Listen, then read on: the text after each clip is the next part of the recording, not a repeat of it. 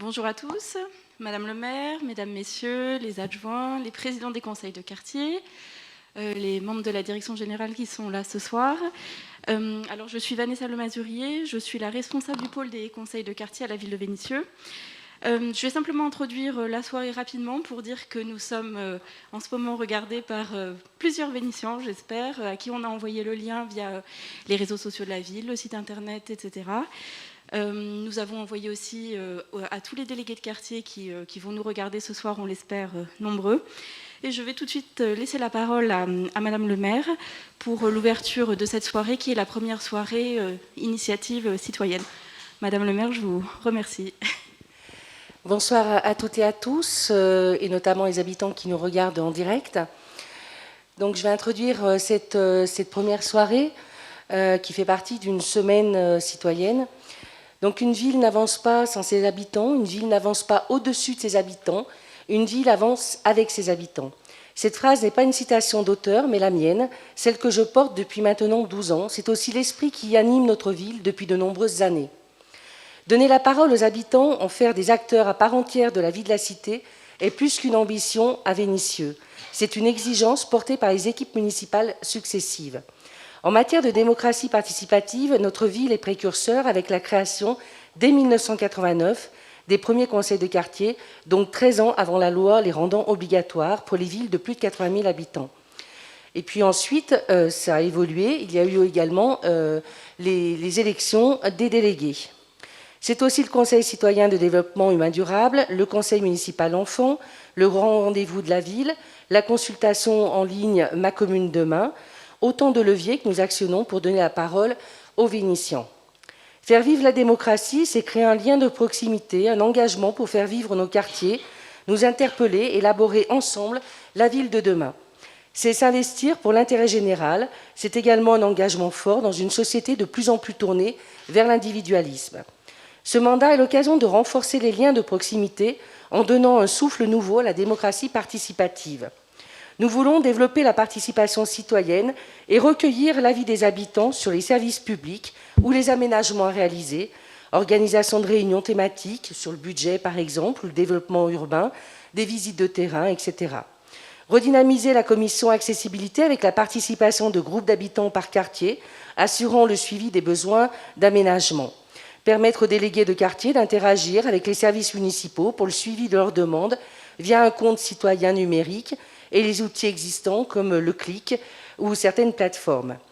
Nous voulons proposer de nouveaux outils d'expression aux habitants. Nous avons multiplié les canaux de communication numérique avec des consultations en ligne via le portail numérique vénitien, le site internet, Facebook, Twitter, etc., Instagram. La rencontre de ce soir donc sera filmée et retransmise sur le site de la ville pour permettre aux Vénitiens de la visionner. Si les contraintes sanitaires ont freiné la dynamique de proximité qui devait s'engager avec les partenaires et les Vénitiens, la ville a poursuivi ses objectifs de concertation. C'est le sens de la consultation citoyenne Vénitiens, la parole est à vous, lancée auprès de la population du 15 février au 28 mars dernier. Au travers d'un questionnaire disponible en ligne, sur le site de la ville et dans les lieux ouverts au public, les habitants ont pu donner leur avis sur les dispositifs de participation citoyenne existants. Exprimer également leurs attentes et leurs idées en termes d'information, de signalement de dysfonctionnement et d'engagement dans la vie de la commune.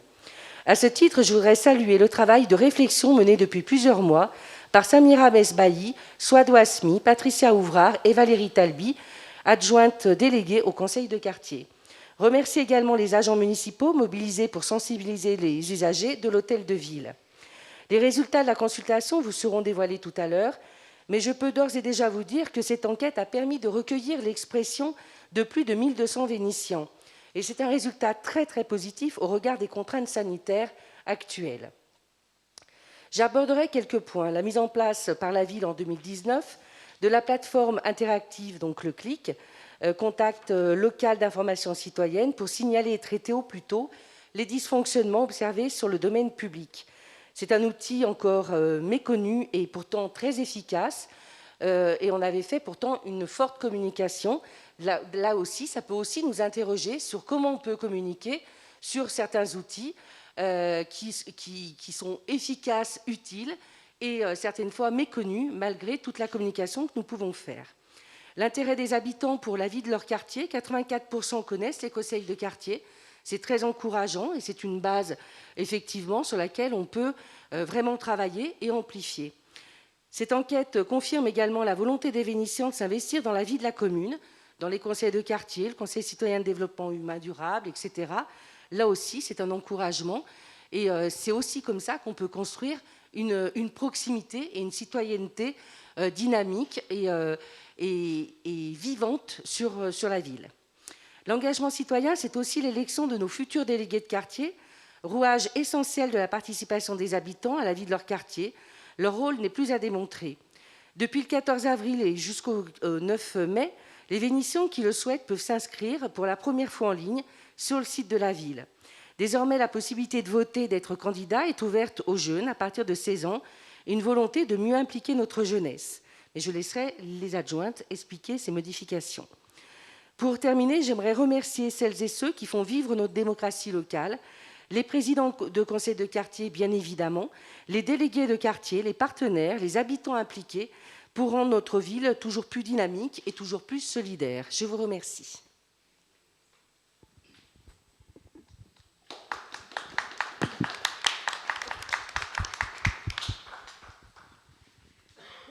Alors, après Madame le maire, je crois que c'est Madame Valérie Talbi qui va prendre la parole pour présenter la première partie de notre enquête. Bonsoir à tous.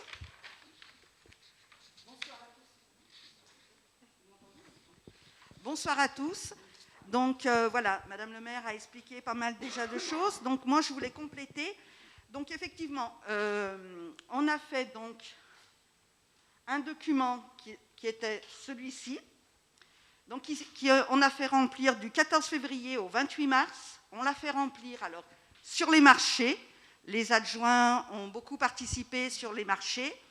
On l'a fait remplir aussi, on l'a fait passer dans toutes les crèches. On l'a fait passer sur les centres sociaux. Après, il y a eu le CABV, la maison des associations, je veux dire. Il y a eu quoi aussi? Il y a eu l'OMR, l'OMS.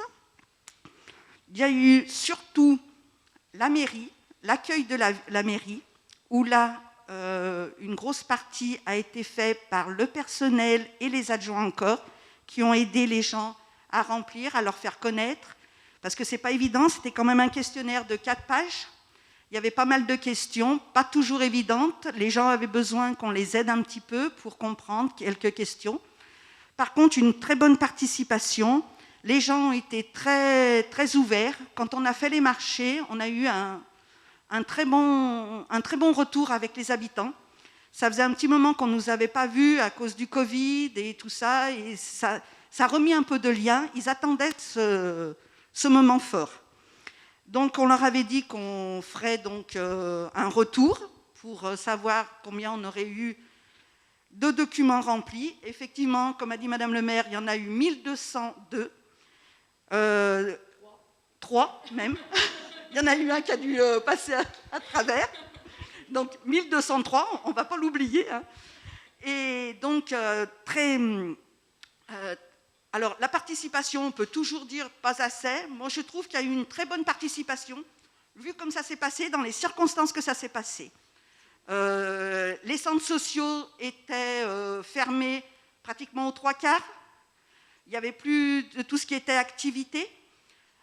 La maison des associations, pareil. Enfin, tout ce qui était relié était réduit à plus des 3/4. Donc, on n'a pas pu contacter beaucoup de monde dans ces lieux, mais ça a été un bon échange. Voilà.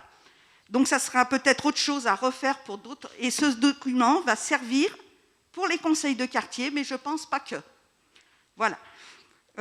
Suite à ça, nous avons après, on a fait le profil donc, de tout ce qui était les tranches d'âge qui ont répondu à ce questionnaire. Alors, effectivement, moins de 20 ans, on va dire 4%.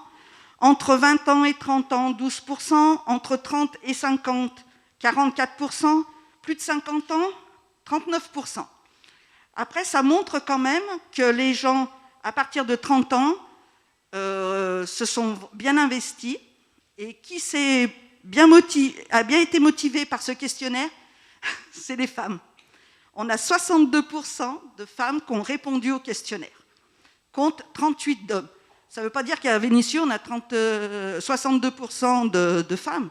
Non, on en a 52%, mais qui veulent s'investir dans des sujets qui est par rapport à la ville et qui ont rempli ce questionnaire, donc 62%. Après, on a les habitants. Alors, les habitants, depuis quand ils habitent à Vénissieux? Alors, il y a eu des moyennes. Donc, la moyenne, ça a été de 5 ans. 5 ans, 20%. Plus de 5 ans, 13%. Plus de 10 ans, 22%. Plus de 20 ans, 43%. Ça montre aussi, dans ce questionnaire, que les gens... Alors, on a eu beaucoup de nouveaux habitants qui ont quand même répondu à ce questionnaire, qui ont été intéressés, parce que moins de 5 ans, il y en a quand même 20%, c'est quand même pas mal. Mais surtout, tout ce qui est plus de 20 ans, quand même, ça montre que les gens restent sur la ville. Les habitants restent sur la ville, se sentent quand même bien dans leur ville, donc parce que plus de 20 ans, presque 44%, c'est pas mal. Voilà. Et bien, suite à ça, après, je vais laisser la parole à mes collègues. Voilà, j'espère que ça a été assez clair. Et donc, nous avons un appel à candidature qui est quand même du 14 avril au 9 mai. Et après, nous avons les votes des délégués du 13 mai au 29 mai. Alors, je vous demande d'en parler autour de vous. On a encore besoin de délégués, parce que plus on sera nombreux dans nos conseils de quartier, mieux ce sera. L'échange se fera. Effectivement, ça n'empêche pas les habitants de venir, même si on a plusieurs délégués, au contraire. Mais c'est enrichissant qu'on soit nombreux en délégués. Donc, on compte sur vous. Faites passer le message. Inscrivez-vous comme délégué de quartier. On a besoin de tout le monde, de l'avis de tout le monde. C'est important pour que la ville continue à tourner correctement et avec de bonnes idées. Voilà, merci à tout le monde. Bonne soirée. Je laisse la parole à ma collègue. Alors, je vais donner la parole à Patricia Ouvrard. Alors, je crois, sans dévoiler un secret, que c'est la première fois que vous faites une présentation comme celle-ci. Vous m'avez dit tout à l'heure que vous aviez un petit peu d'inquiétude, mais tout va bien se passer. À vous, Madame Ouvrard. Bonsoir. Je vais essayer, oui. Moi, je vais présenter les outils de signalement de dysfonctionnement sur l'espace public. Donc, 2 outils sont à la disposition des habitants pour leur permettre de signaler des dysfonctionnements sur l'espace public. Le CLIC, mis en place par la ville de Vénissieux début 2020. Ensuite, pour information, le nombre de clics depuis le début janvier 2021, ça représente 195 clics. C'est pas mal. Les catégories des incidents qui reviennent le plus souvent sont les objets abandonnés, les dépôts sauvages pour 30,26%, propreté, nettoiement pour 19,49%, stationnement pour 19,49% aussi. Ensuite, nous avons Tout de Go, auparavant appelé Gréco, proposé par la métropole. L'enjeu est aujourd'hui que ces outils, qui permettent de traiter très rapidement les problématiques quotidiennes, soient plus connus par les habitants. Alors, pour exemple, Click, 20% le connaissent et 10% l'ont utilisé. Tout de Go, 12% le connaissent, 6% l'ont utilisé.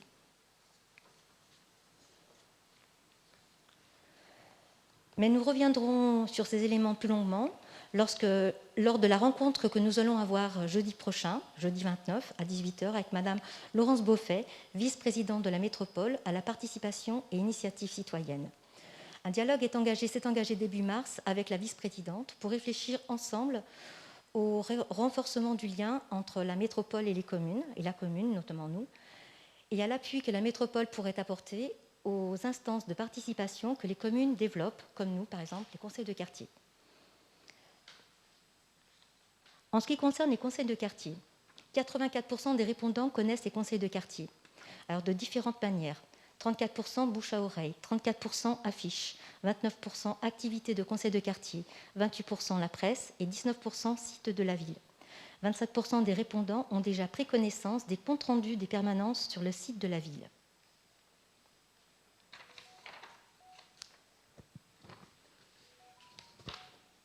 Il faut préciser que les comptes rendus des assemblées générales des conseils de quartier sont distribués dans les boîtes aux lettres, ce qui permet à un grand nombre d'habitants d'en prendre connaissance.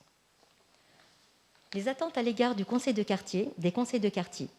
En premier lieu arrive signalement des problématiques quotidiennes à 80%, être informé des projets à l'échelle des quartiers ou de la ville 73%, participer à des échanges pour améliorer le cadre de vie 63%, porter des projets d'intérêt collectif 49%, échanger sur des thématiques, budget, développement urbain, etc.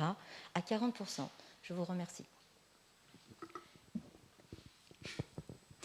Alors, je vais maintenant laisser la parole à Madame Mesbahi. Vous avez, je crois que le maire vous a regardé avec beaucoup d'encouragement et ça vous a porté. Donc voilà, tout s'est très bien passé. Madame Mesbahi, maintenant, donc c'est à vous pour la suite de la présentation. Donc là, on va voir à peu près l'ensemble des répondants, de quelle façon ils s'engagent. Donc là, les résultats de l'enquête confirment vraiment une volonté des Vénitiens de prendre part à la vie de la commune. Les répondants envisagent surtout en présence de différentes manières, donc 40% dans les conseils de quartier, 31% souhaitent s'investir dans des associations vénitiennes, 28% dans un engagement bénévole au sein d'une structure. Pour les participations à une fête de quartier, on a 27%. Alors le point qui est important aussi, c'est le temps de ramassage de déchets. On devait le prévoir dans la semaine de participation. Ça a été annulé suite aux restrictions sanitaires. Mais on pense le représenter dès que possible, dès qu'on n'aura plus les restrictions, 6 personnes sur la voie publique, les distanciations, etc. Et 20% pour terminer pour la commission municipale. Donc tous ces points, c'est important, surtout les associations vénitiennes. Avec les 3 collègues adjointes, on a vu justement, on pense qu'avec les présidents, justement, il est important de faire intervenir les associations dans les prochaines permanences pour justement parler et impliquer davantage les habitants pour qu'ils puissent s'investir soit dans les projets communs ou soit s'investir auprès d'une association, puisqu'on avait vu avec différents présidents d'associations, très peu connaissent la plupart des associations de leur secteur. Autre point, donc, c'était sur la participation à distance. Donc là, pareil, il y a 40%, 51% qui souhaitent continuer à signaler des dysfonctionnements en ligne. Donc ça peut être aussi bien concernant la voirie, concernant les déchets, on appelle ça le patrimoine arboré, tout ce qui concerne les dysfonctionnements qui sont faits en ligne, surtout d'Ego et le clic. Ensuite, les réponses à des enquêtes portant sur des questions de cadre de vie. Donc là, par exemple, on a vu cette année 51% s'impliquent soit sur des enquêtes qui concernent les rythmes scolaires ou sur le périscolaire qui a été mis en place. Donc là, la plupart des personnes souhaitent répondre à ces enquêtes. Pour le vote pour un projet dans le cadre d'autres consultations développées à l'échelle communale, donc là, on a 40%. Et la concertation numérique au sujet d'une thématique locale ou nationale, on a 24%. Pour la concertation numérique, on voit par exemple le débat qui a été sur la ZFE, qui sera envisagé prochainement sur le thème justement de la zone à faible émission, qui sera lié à la promulgation de la loi du 17 août 2015 relative à la transition énergétique pour la croissance verte. Les autres projets seront mis en place au fur et à mesure. Ensuite, concernant comment s'informent les Vénitiens, donc là, pareil, on a vu, la plupart ont répondu à peu près à 79%, consulter la presse locale, donc là, on cite l'Expression et le Progrès, 40% sur le site de la ville, 25% sur les réseaux sociaux, 20% sur le Vénitien VSP, donc Vénitieux singulier pluriel, et 8% d'autres sites locaux.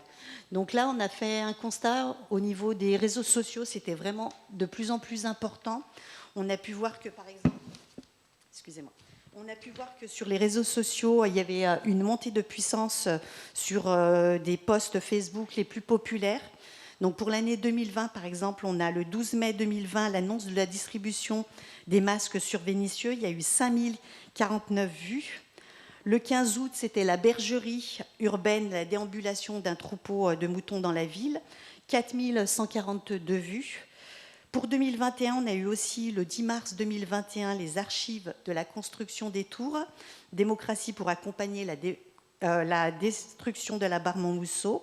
Là, on a eu 7 937 vues, avec des interactions, des commentaires et de multiples partages. En 2021, donc toujours en mars, donc l'annonce de la destruction de la barre Montmousseau en direct, on a eu plus de 10 071 vues avec 1257 interactions, plusieurs partages et plusieurs commentaires. Le 2 avril, retour en image pareil de la destruction de la barre Montmousseau avec 6217 vues, 643 interactions, 105 réactions, plusieurs commentaires et de multiples partages. Donc pour le site de la ville Vénissieux aussi, on a 20%. Là aussi, sa fréquence a évolué récemment. Elle est passée de 2 à 4 par an. Voilà. Et les derniers, oui, voilà, c'est tout ce qui est information de site local. Alors, comment les Vénitiens souhaiteraient-ils s'informer de manière complémentaire? On a 50% des répondants qui indiquent vouloir recevoir une newsletter, 36% l'envoi d'informations par SMS et 76% des Vénitiens qui souhaitent avoir plus d'informations sur les grands projets portés par la ville et les partenaires.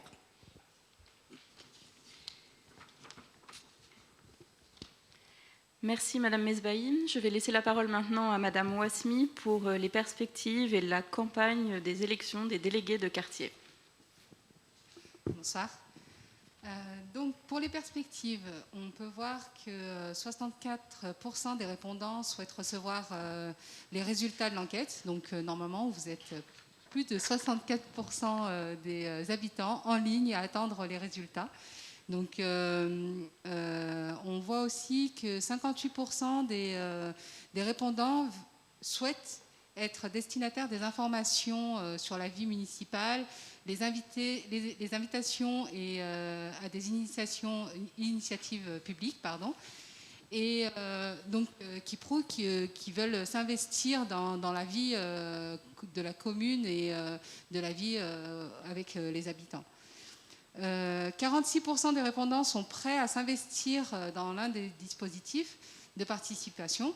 Donc 46%, c'est assez symbolique, puisque ça voudrait dire aussi que plus de presque 50% des personnes qui ont répondu au questionnaire veulent s'impliquer davantage dans la vie de tous les jours. Donc on peut voir que 47%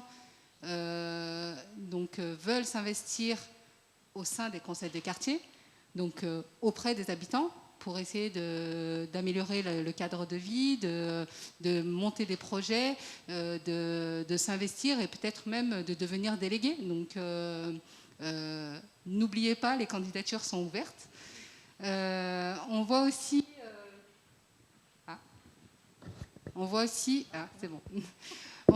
que 40% veulent s'investir auprès en fait, de la future commission de prévention des incivilités et des violences.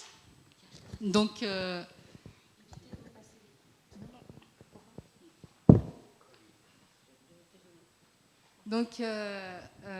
là, donc 40% quand même veulent s'investir dans la commission.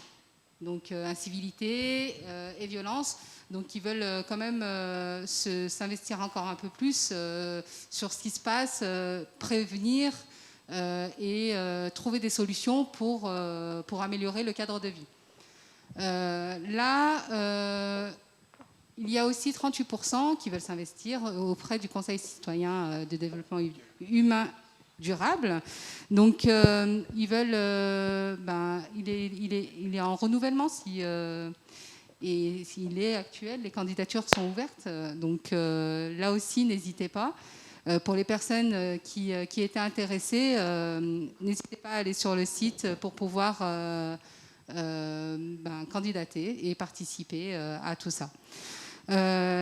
Pour la première fois, les Vénitiens vont pouvoir voter en ligne sur la plateforme dédiée pour désigner leurs délégués. Donc, comme vous le savez, aujourd'hui, depuis le 14 avril et jusqu'au 9 mai, vous pouvez candidater pour devenir délégué sur votre quartier. Donc, vous investir, aider les autres habitants à former un groupe, à faire des projets. Donc, vous avez... alors, on a ouvert les candidatures aux jeunes adultes, aux jeunes adultes de 16 ans. Donc, pour la première fois aussi, voilà, 16 ans, on pense que vous pouvez vous investir autant que les adultes sur la vie de tous les jours dans votre quartier. Donc, et vous pouvez apporter les jeunes comme les moins jeunes, hein, mais beaucoup sur la vie de tous les jours. Après, vous avez pour les candidatures le formulaire à compléter. Vous avez le lien sur le site. Vous avez un formulaire à compléter, nom, prénom, adresse et pièce d'identité, justificatif de domicile. Absolument. Donc, je croyais que je me trompais, mais non, c'est bon. Et donc, faut pas hésiter, c'est facile. On vous demande d'apporter en fait un maximum de personnes pour évoluer, pour faire avancer les choses. Comme on a pu voir, vous êtes investi pour le questionnaire, donc vous êtes prêts à faire avancer les choses. Donc, on vous tend la main, prenez-la pour venir et qu'on puisse travailler sur différents projets, sur différents thèmes. On a le projet aussi, nous, de faire des formations pour les délégués. Aujourd'hui, le mandat passe de 3... On était à 3 ans, aujourd'hui on passe à 5 ans. Donc pour bien donner le temps de finaliser les projets, de ne pas laisser les projets en suspens. Donc on commence quelque chose, on essaye de le finir tout au long du mandat de délégué. Après, chaque conseil de quartier accueillera en fait aujourd'hui jusqu'à 15 candidats. Donc on pourra faire pas mal de choses avec plusieurs personnes, donc différents thèmes. Ce sera varié sur les budgets, sur les initiatives de la ville, sur différentes choses. Donc on pourra faire énormément de choses quand les conditions sanitaires nous le permettront, bien sûr. L'objectif, en fait, étant que les Vénitiens s'engagent plus sur les quartiers et qu'on puisse porter des projets tout simplement. Donc, les candidatures sont du 14 avril au 9 mai. Maintenant, on va passer au vote, puisqu'il faut voter les candidats. Et là, le vote en ligne sera du 13 au 29 mai. Donc, du 13 au 29 mai, vous avez la possibilité de voter en ligne via un lien également. Donc, là aussi, on vous demandera un justificatif de domicile pour être sûr que vous votez pour le bon quartier, puisqu'on a 13 territoires, 13 conseils de quartier. Donc, chaque personne habitant dans le quartier vote pour ses délégués. Là aussi, vous aurez aussi le 29 mai, de 8h30 à 13h, la possibilité de vous déplacer sur un bureau de vote pour voter, si vous n'avez pas la possibilité de le faire en ligne, pour voter sur place. On sera là pour vous aider. Et comme ça, on essaiera aussi de vous guider pour faciliter les choses. Tout au long du vote en ligne également, du 13 au 29, vous avez la possibilité, si vous avez des difficultés, de vous diriger vers le pôle conseil de quartier, qui pourront également vous aider, puisque c'est vrai qu'après, on n'a pas forcément l'habitude aussi de voter en ligne, mais on pourra vous accompagner aussi sur cette démarche-là pour les votes. Donc n'hésitez pas à voter. à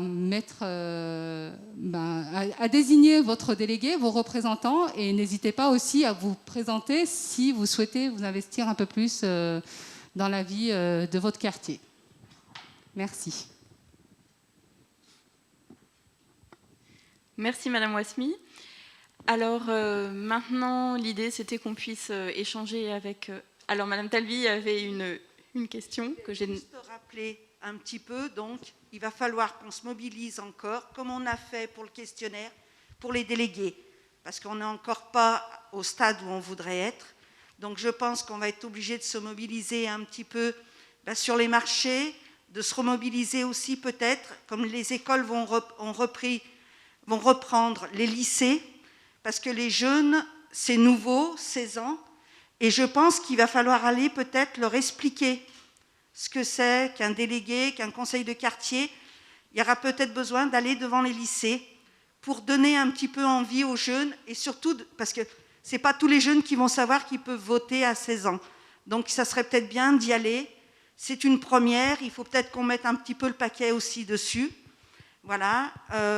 Après, c'est pareil, il va falloir sûrement qu'on refasse les marchés, quand on va s'apercevoir que dans certains quartiers, il nous manque des délégués, il va peut-être falloir qu'on se mette sur ces quartiers pour essayer de mobiliser la population pour qu'ils viennent dans les conseils de quartier et qu'ils soient des délégués. Voilà, c'est surtout ce que je voulais rajouter. On a besoin de tout le monde et il faut s'investir si on veut amener des projets dans une ville, si on veut faire des choses, il faut s'investir et être délégué de quartier. Merci.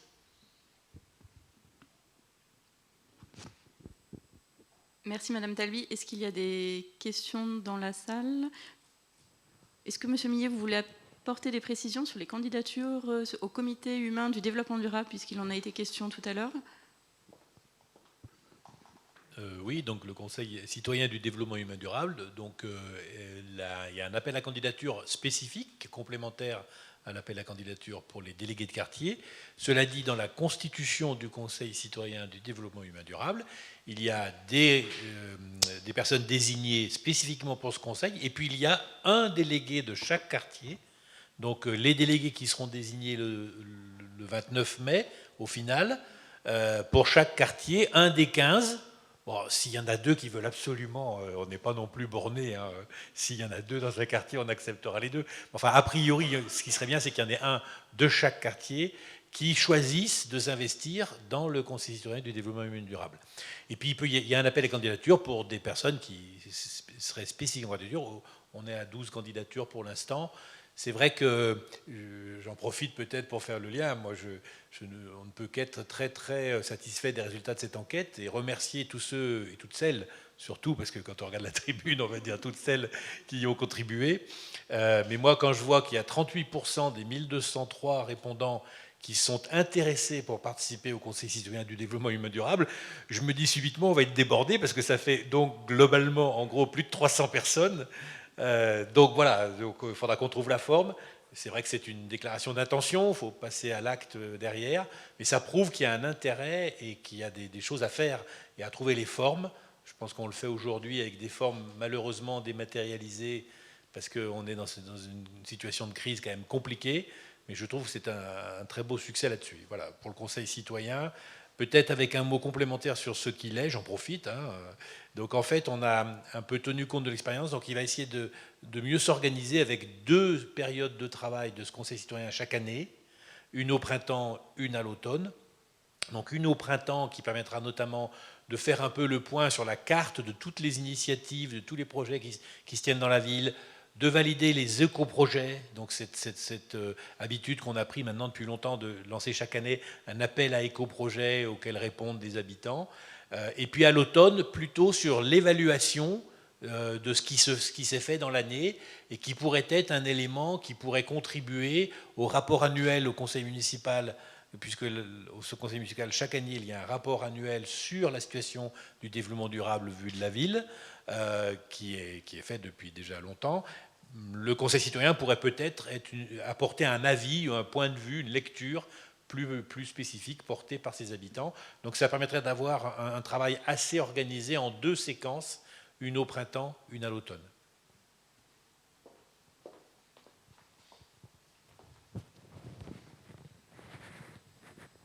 Est-ce qu'il y a des questions parmi les présidentes et les présidents des conseils de quartier? Ou des échanges, ou des réflexions?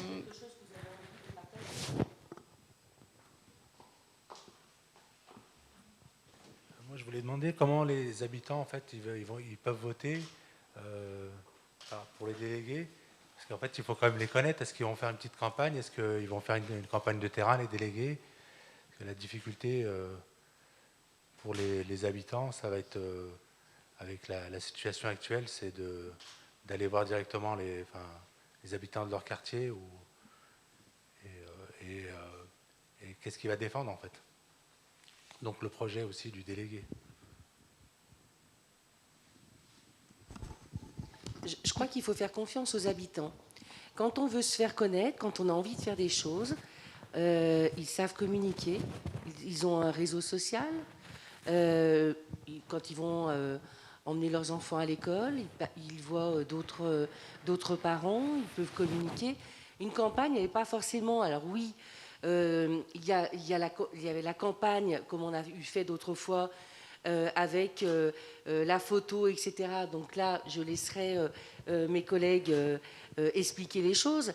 Mais je crois que nous, on avait eu un jeune de Max Barrel, à un moment donné, il avait fait une campagne du tonnerre. Et en fait, il a mobilisé toutes les personnes qu'il connaissait sur son quartier. Et du coup, c'est ça qui est intéressant. Et c'était un jeune, il avait trouvé les moyens.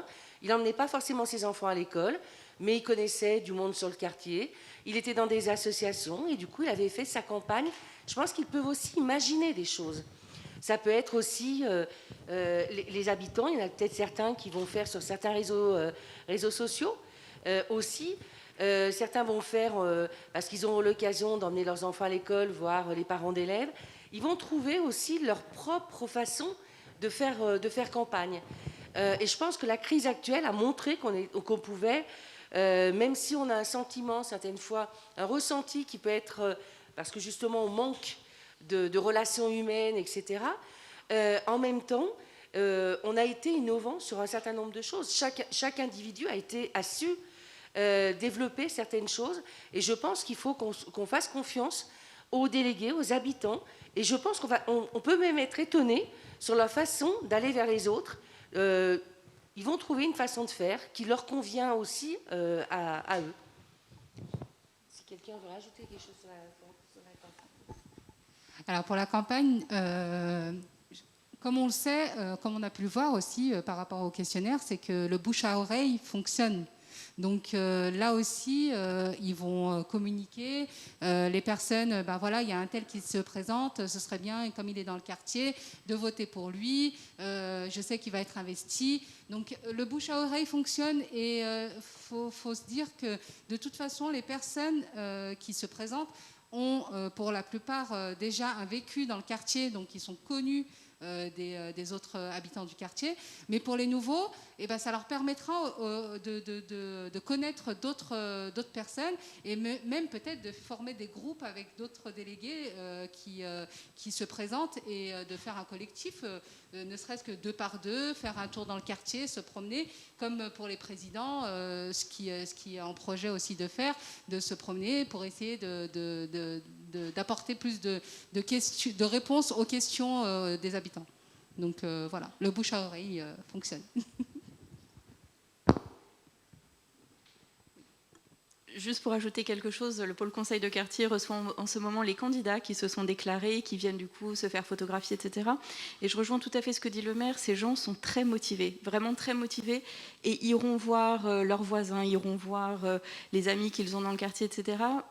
On ne se fait pas de soucis là-dessus, ce sont vraiment des gens qui viennent volontairement, qui sont venus parce qu'ils ont reçu l'information dans leur boîte aux lettres, puisque ça a été dit tout à l'heure, mais chaque vénitient a reçu dans sa boîte aux lettres un document l'incitant à se porter candidat. Chaque vénitient recevra aussi un document pour voter pour les délégués de quartier.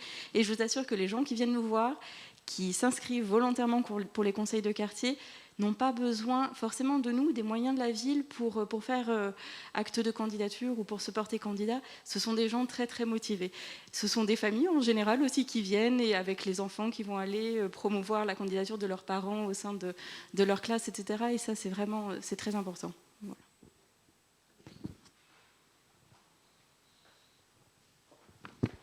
Madame Kamassi. Y a-t-il une limite de délégués de quartier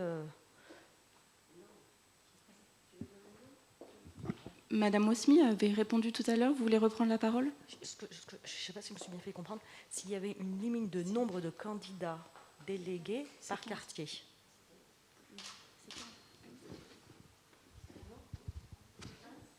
Il y a alors jusqu'à 15 délégués par quartier, comme a dit Madame Wasmi tout à l'heure. Mais il n'y a pas de maximum, de candidats par quartier.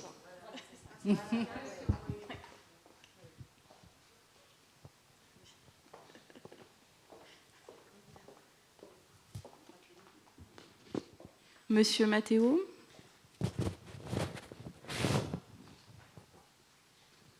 Oui, ce qui est important, c'est à chaque fois qu'il y a ces conseils de quartier, les votes de délégués, c'est d'essayer d'apporter des innovations. Et cette fois-ci, le fait que les jeunes à partir de 16 ans puissent être délégués de quartier, ça me paraît important par rapport à tout ce que la jeunesse peut apporter dans les conseils de quartier.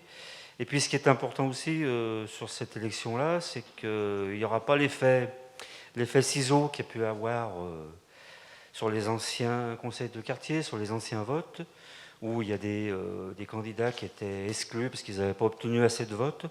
Là, c'est sur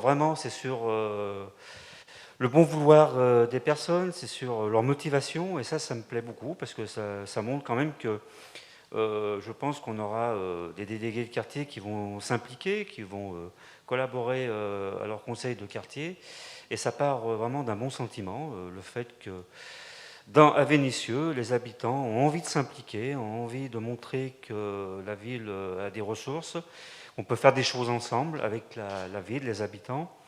Et ça, c'est quand même un plus, voilà, qu'on met au devant.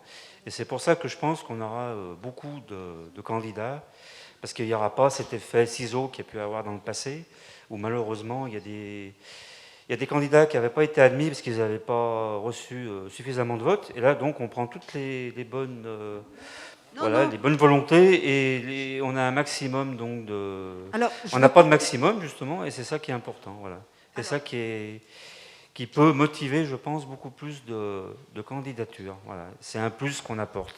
Alors, Pierre, je pense qu'on ne s'est pas bien compris. Donc, ça sera. Alors, effectivement, avant, il y avait dans des quartiers où il n'y avait que 6 délégués, ou 8, ou 10. Là, on a mis la barre haute, on a mis jusqu'à 15. Mais, par contre, il faut quand même que les délégués soient élus quand même. Hein. Voilà, il y a quand même, admettons, s'il y en a 30 dans un quartier où il y en a 20, bon, bah, ça sera les 15 qui auront le maximum de votes. Après, effectivement, on va sûrement voir les choses, parce qu'on parlait un peu, alors, moi j'avais mis le mot suppléant, mais beaucoup de monde n'aimait pas trop ce mot suppléant, mais il faudra qu'on fasse aussi quelque chose, parce qu'un jeune de 16 ans, par exemple, moi j'ai eu une personne de Paris qui m'a envoyé un petit message, qui voudrait se présenter, mais comme elle me dit, elle est jeune, mais elle tiendra peut-être pas les 5 ans. Elle va peut-être déménager, trouver un travail ailleurs. Pour l'instant, elle est sur le centre social de Paris, mais elle va peut-être pas y rester tout le temps. Donc, effectivement, là, la personne qui sera après pourra monter. Voilà. Ou une personne qui vient plus, qu'on n'a plus de nouvelles pendant quelques mois, ou voilà, 6 mois, elle pourra on essaiera de faire en fonction qu'elle soit remplacée. Mais il faut quand même qu'il y ait un vote et qu'il y ait quand même... qu'il y ait quand même des voix. Ça ne sera pas tout le monde qui sera pris. Voilà, je pense que c'était peut-être clair.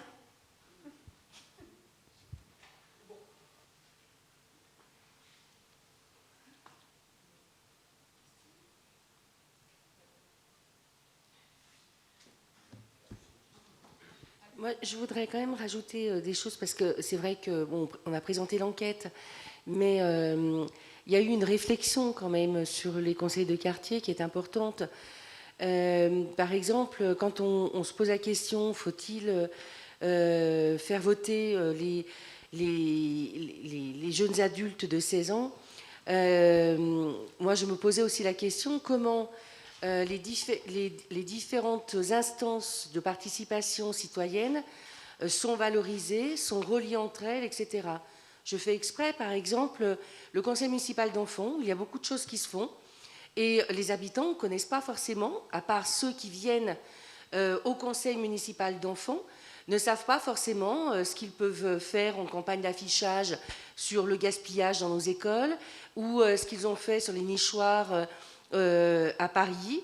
Et du coup, on pourrait, par exemple, créer des choses, si les délégués, effectivement, et les présidents sont intéressés, pour, soit dans les permanences, les inviter. Je pense à Elsa Triolet avec leur projet à MAP. Ils pourraient très bien, même s'ils n'étaient pas élus, je pense qu'il faut qu'on crée des passerelles entre nos différentes instances pour valoriser. Et c'est vrai qu'un jeune, par exemple, de 16 ans, il peut ne pas connaître ou avoir peur de s'investir. Mais moi, j'ai envie de dire, d'abord il faut s'investir dans les conseils de quartier, mais au-delà de ça, on compte vraiment valoriser, et dans notre programme, il y a beaucoup de choses sur la valorisation justement de la jeunesse. Il va y avoir un certain nombre de choses de créer, et je pense qu'il faut qu'on valorise aussi tous ces jeunes, que ce soit dans nos écoles ou dans les associations. On a aussi des associations juniors, au conseil de quartier aussi, de créer ces passerelles-là entre toutes ces instances citoyennes. Et puis, je voudrais revenir sur les délégués de quartier, parce que certaines fois, on peut se dire, mais à quoi ils servent, etc. Donc, oui, effectivement, ils portent des projets, ils portent des échanges, ils discutent avec les habitants, ils sont dans les permanences. Là, ce qui vous a été aussi présenté, parce que Pierre-Alain Millet l'a dit, il y aura un délégué par conseil de quartier au conseil de développement humain durable. Mais le CLIC, par exemple, il peut y avoir un délégué qui se dit, bon, bah, c'est très bien, je veux expliquer ce que c'est aux habitants, parce qu'on voit bien que la communication sur des panneaux d'affichage ne suffit pas forcément. Donc lui, il peut vouloir s'investir comme ça. La commission par rapport à la prévention des incivilités, un délégué de quartier peut dire, bah, moi je veux en faire partie. Donc il y a des choses, donc il y aura, soit de l'a dit, des formations, etc. Mais au-delà de ça, on va pouvoir créer un certain nombre de choses. Si quelqu'un se dit, bah, tiens, moi il y a plein d'initiatives que je trouve hyper intéressantes et je trouve que les habitants ne s'investissent peut-être pas suffisamment, par exemple dans le forum de prévention des addictions ou sur le festival Essentiel, qui est un festival sur le droit des femmes, on peut avoir un délégué qui se dit, moi je vais faire connaître ces initiatives. Je crois que chacun peut trouver sa place dans un conseil de quartier, quel que soit son âge, quel que soit son genre, quelle que soit la dynamique qu'il a. En tout cas, cette dynamique, il peut la partager et il peut faire des choses intéressantes. C'est ça que j'ai envie de dire. Ils sont là, ces conseils de quartier, c'est à vous de les faire vivre. Et pour ça, il faut vous investir, quel que soit, encore une fois, le quartier. Et il y a des choses à construire dans tous les quartiers.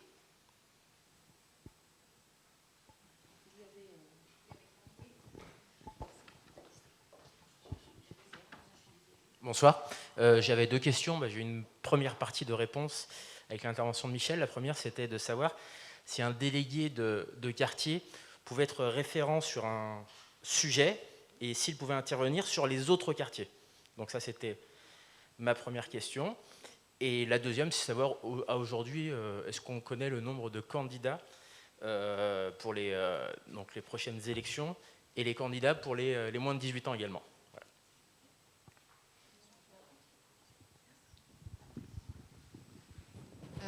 Alors, pour les candidatures, on a collecté à aujourd'hui une 60aine de candidats, entre anciens candidats qui se sont représentés et des nouvelles candidatures. En ce qui concerne le rôle des délégués, s'ils peuvent s'investir dans d'autres initiatives, oui, dans d'autres quartiers, on a fait le choix, nous aussi, en fait, de pouvoir mutualiser les différents quartiers du territoire pour travailler ensemble, pour faire monter des projets ensemble, autant chacun son quartier ou quoi que ce soit, mais on reste dans la même commune. Donc faire des initiatives communes entre différents quartiers, que ce soit à proximité ou au contraire tous les quartiers, tous les territoires de la ville. Moi, si je peux rajouter, Souad, c'est pareil, on avait dit aussi qu'on voulait aussi que tout ce qui est les centres sociaux, par exemple, le CABV, la maison des associations, tout ça, qui soit aussi dans nos permanences, alors je ne dis pas à toutes les permanences, mais qui viennent à nos permanences. Parce que par exemple, il y a dans certains quartiers, ils ne les connaissent pas, comme, admettons, on va vous dire le centre, les centres sociaux, on va vous dire, non, c'est pour les minguettes. Non, ils peuvent y aller aussi.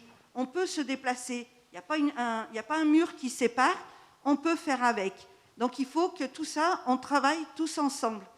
Et c'est vrai qu'après, comme disait Souad, oui, on peut faire des choses, on peut partager, on est tout le temps ensemble, donc on peut tout partager, tout à fait. Comme les fêtes de quartier, par exemple. Il y a sur certains quartiers où il y a des fêtes de quartier qui sont très importantes, et sur d'autres où il n'y a jamais eu de fête de quartier, parce qu'il y a moins d'associations, par exemple. Et bien ça, c'est un peu dommage. Il faudrait que ces associations amènent, comme ça les gens pourraient aller aussi dans les associations. Ils ne sont pas limités, Vénissieux c'est grand, mais enfin bon, on peut quand même se déplacer et ça fait connaître en même temps. Moi je pense que ça c'est important, que les associations viennent aussi de temps en temps dans les conseils de quartier pour se faire connaître, et quand il y a un gros mouvement comme ça, une fête de quartier, eh ben il faudrait que chaque quartier puisse faire une fête. C'est dommage qu'il y ait certains quartiers qui ne fassent pas parce qu'ils n'ont pas, ou voilà, c'est dommage.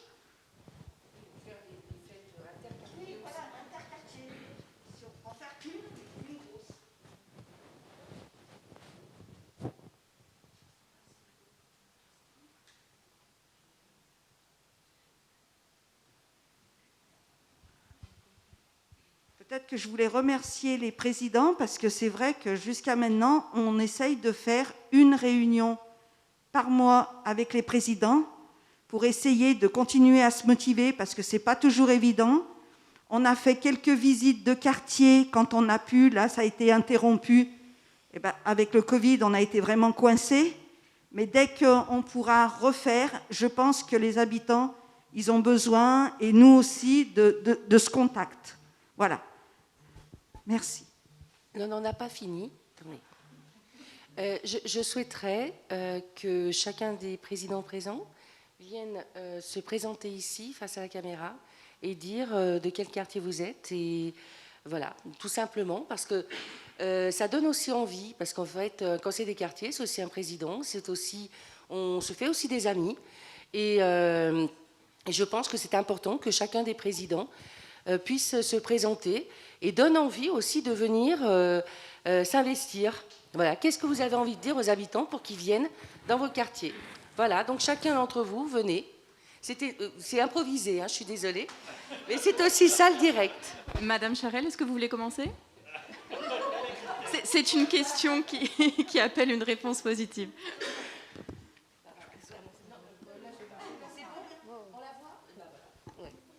Bonsoir, donc moi je suis Christelle Charel, je suis la présidente du conseil de quartier Joliot-Curie.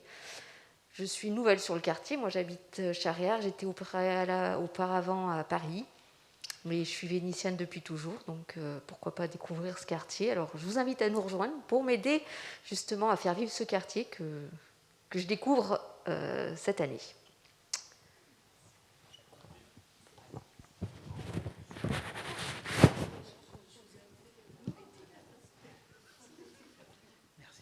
Bon, j'ai l'impression que c'est à moi. Aurélien Scandolara, donc ancien président de Louis Pergaud Léo Lagrange, et aujourd'hui donc président du conseil de quartier de la Pyramide, donc Jean Moulin-Henri Vallon. Clairement, je pense qu'il faut se poser la question de savoir comment est-ce qu'on veut s'investir dans son quartier et comment est-ce qu'on veut, que les choses changent, quoi. Est-ce qu'on attend tout ou est-ce qu'on essaye d'être force de proposition et arriver à amener des choses pour que qu'on soit partie prenante sur la vie du quartier de demain, quoi. Moi, je vous invite à tous venir nous rejoindre, et puis plus on sera, même si vous n'êtes pas élu, ça n'empêche pas de participer aux réunions, etc. et de faire en sorte que voilà, quoi, on puisse faire évoluer le quartier. Donc inscrivez-vous. Madame Kamassi, est-ce que vous voulez prendre la parole?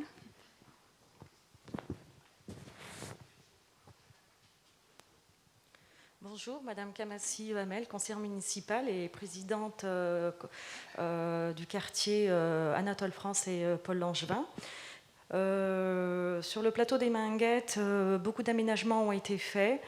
C'est une fierté d'habiter sur le plateau puisque je suis originaire du quartier de la Rotonde. J'ai grandi, j'ai étudié dans les établissements scolaires de la commune.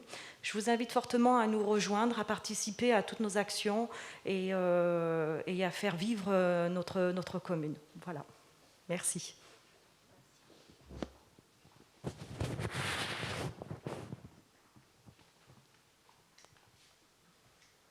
Bonjour, je suis Jeff Ariagno, donc moi je suis le président du conseil de quartier Charles Perrault, donc c'est un quartier qui va avoir pas mal de transformations pendant ce mandat. Donc en plus, alors moi j'habite à côté à Léo-Lagrange, donc j'ai aussi besoin de vous parce que vous connaissez mieux ce quartier que moi. Et puis enfin voilà, comme c'est un quartier qui va beaucoup changer, ces changements autant en être à la base que de les subir. Donc je vous invite à nous rejoindre au conseil de quartier.